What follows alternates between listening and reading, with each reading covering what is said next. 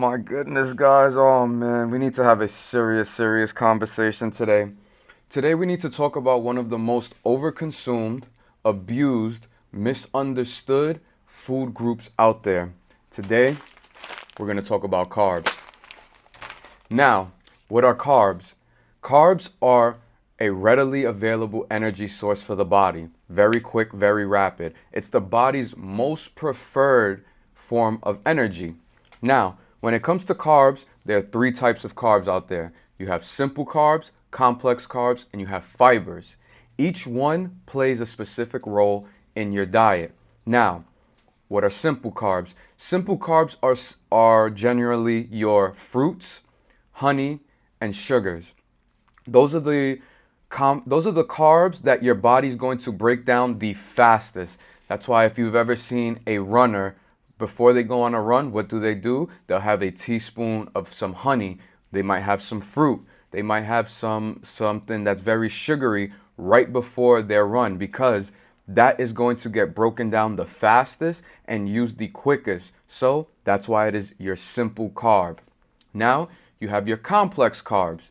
Complex carbs are now where you get into starches. You get into your rices, you get into your potatoes, you get into your pastas, the foods that we all know and love.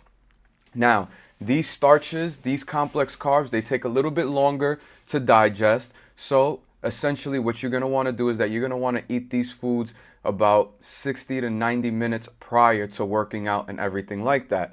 You know, the harder it is or the longer it takes for it to digest, the more time you want to give your body before you start to go and perform. Then lastly, you have your fibers. Your fibers are your vegetables, your legumes, your beans, everything of that. Fibers are going to also leave you a lot more full, longer throughout the day, but they are also a readily available fuel source that the body loves to use. Also, quinoa is another one that fits into that fiber group. So anything of that nature is going to be fiber. Now, what people don't understand and realize is that you have to look at your carbs like gasoline in a tank. You need to look at it as just an energy source, not something that you indulge in. And I know it's very easy for us to indulge in these carbs. We all love our rices.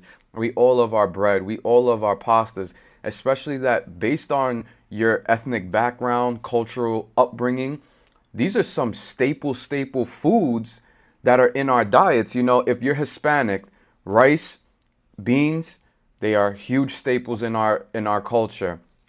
You look at Italian cultures, pasta, bread, Mediterranean, you know, they have a lot of bread and rice as well. You know, Middle Eastern rice, you know, these are staple foods. Now, there's nothing wrong with these foods. It's not like they are terribly wrong for you or they're going to immediately make you gain weight, but you just need to understand how they're used. You know, culturally, we like to eat these foods because it's what we were brought up on.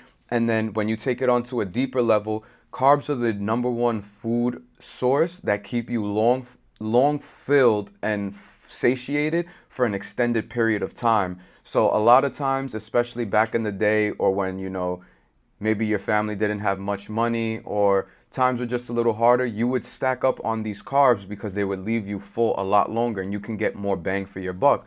I mean, look at a 5 pound bag of rice. Look at a sack of potatoes. You know, one and a half potatoes can have you full for the next few hours.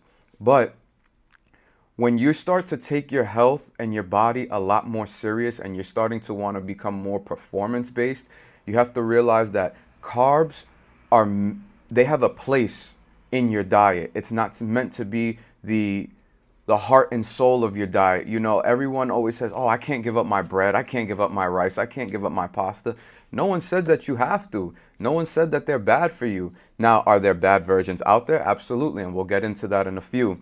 But I just want to break down like understanding that carbs are just a fuel source and that they're not something to be the primary source of energy for you. It's not meant to be taking up the majority of your plate. You know, a lot of times we'll see that big bowl of pasta. We will be eating, if you're from a Spanish background, that big bowl of rice with beans and chicken.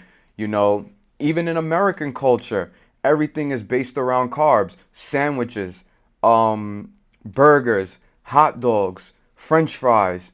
You know, if you look at it, carbs are really over abused because they are one of the only food groups that we tend to stack on top of each other. We're having rice and beans, we're having a burger with fries, we're having a hot dog with fries, we're having pasta and bread.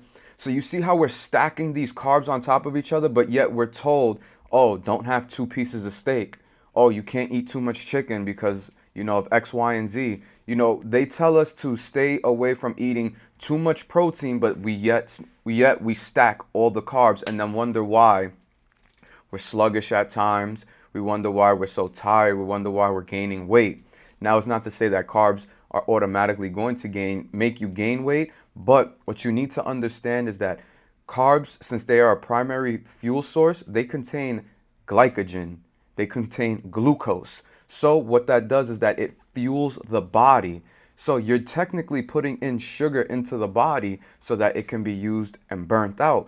Now, if you're just eating rice or pasta or bread at any given time, you're just putting unnecessary sugars in your body. Then you wonder why you're sluggish. The good carbs versus the bad carbs.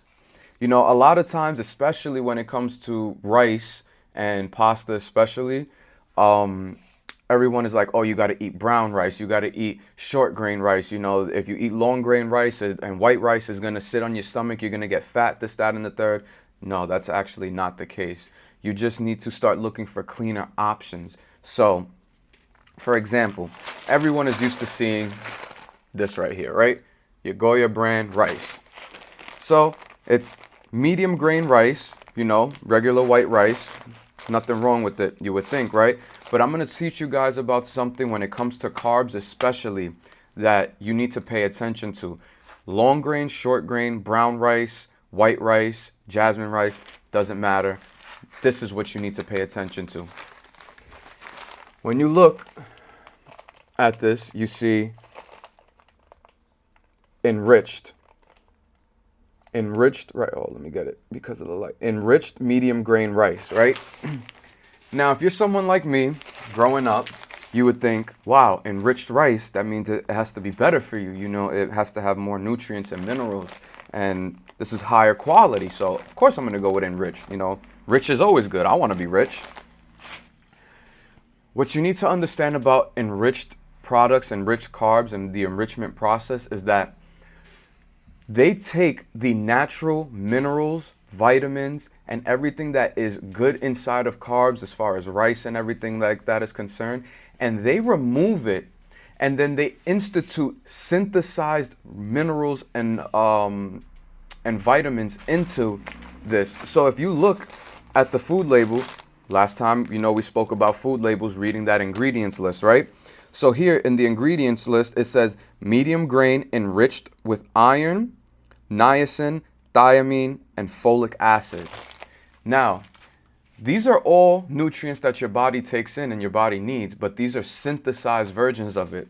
So what that means is that since it's synthesized, it is chemically induced, it is lab processed. So now what it's going to do is that it's going to sit in your stomach and in your gut, and it's not going to break down properly. So that's really why a lot of times people are eating rice. And even though it's also the abuse of the rice, but it's also the type of rice that you're eating that can constitute for weight gain as well. If you're eating enriched rice, you're eating rice that is not going to benefit what it is you're trying to do as far as losing weight. You can have rice, you can have pasta, you can have bread, but it's all about having the right choices. Now, you take something like this, right? Thai jasmine brown rice, right? Now, you go and most people think, oh, brown rice, that's better. You're supposed to be eating that one anyway. No, like I said, it's not based on brown rice, white rice, short grain, long grain, but it's the ingredients. The ingredient is one ingredient, brown jasmine rice. I'll show you guys. Look at that right there. I don't know if y'all can see that. Brown jasmine rice. A single ingredient food. Now, if you know, the Rooted and Rebuilt motto and slogan is we eat single ingredient whole foods. That right there just shows you can have your carbs. You can have your rice, you can have your bread, but it's all about having the right one. Got to get into the conversation of when to use these things. Earlier I told you when you have your carbs, your bread, your rice, or whatever, you want to have it, 60 minutes, 90 minutes, everything of that nature. When you start to look at carbs as now a main fuel source for your body in order to get you through your workouts and a fuel source to recover your body after your workout, then you'll start to understand that carbs are neither good nor bad. They just serve a purpose. That is all it is. It is not something that needs to be demonized. I know that there are diets out there that are like, oh no, don't eat carbs. You speak to some people like, oh no, carbs are the devil. Keto diets, carnivore diets, and stuff like that. I even personally went on a carnivore diet. That's what got me to where I'm at now. And for a very long time, I demonized carbs, but it was because I didn't understand how to use them. It's now that I know how to use carbs, and it's now that I've reinstituted carbs into my diet. So carbs are not something that you should be eating on a day that you're not going to be working out. If you're not going to be working out and you're going to be having a sedentary rest day, your meals should constitute of protein, fiber, which is your vegetables, and specific fruits, because even fruits fall under that carbohydrate category. And depending on what fruit you're having, it can cause spikes and crashes in your glucose levels. So that's also something that when you get into the deeper end of, nutrition and getting into macros, micros, and the things that constitute for how your body looks, these things come into play. When you're on an aggressive cut and you're trying to have your body look a certain way, you can't be having carbs on days you're not training. Now, on days that you're training, that's when you can have your 100 milligrams or your 100 grams of white rice. You can have your sweet potato. These carbs are meant to fuel you and recover you. When you go into your workout, it is the fuel source that your body's going to tap into immediately in order to get you through that lift. When you get done with your workout and your lift, it is going to be the number one source that it's going to look for to refill your muscles, because once you deplete your body and your muscles of those glucose, of those glycogens and of that glucose that's in your muscles from pushing heavy weight, going on a run, they're going to be starving and they're going to want to be refilled. So that's why you see for a lot of people who don't eat carbs, they're a lot more leaner, they're tighter because their muscles aren't refilling on that glucose, versus the people who are in the gym heavy and they eat their carbs. You can see that they're more built, buffed up and everything because now their muscles are filled up. So they understand that these carbs play a role and they play a specific role. Carbs are not to be abused. They're used to be timed and used efficiently. You shouldn't be stacking carbs. You should be using them strategically. Quick little recap. Carbs are just a reliable energy source that the body goes to. It is the first and primary source it's always going to tap into. You have three main carb sources. Not carb sources, I'm sorry. You have three types of carbs. You have simple carbs, complex carbs, and fibers. Your simple carbs are your quick sugars, honey, fruits. Easily digestible, they get used first and foremost. Then you have your complex carbs, which is your starches, your bread, your rice, your pasta. Again, something like this that's a little bit more heavier to digest. You want to give your body time in order to let the food get into your system so that you can actually use it for fuel and it not hinder your workout, but it actually help your workout. And then you have your fibers, which are your vegetables, your legumes, your quinoas, things of that nature, beans. These are a lot heavier. They're going to sit in the stomach a lot longer, but they also do provide another source of carbs. And finally, don't stack your carbs. You shouldn't be eating pasta and bread, especially if you're not going to be training. They're supposed to be timed, not used and abused. Once you understand how carbs are supposed to fit into your diet, then you'll start to understand that they're neither good nor bad for you. And one final tidbit to remember when looking and shopping for your carbs, whether it's your pasta, your bread, or your rice, stay away from enriched products. They are synthesized minerals and vitamins that your body cannot break down properly, and they can constitute for weight gain.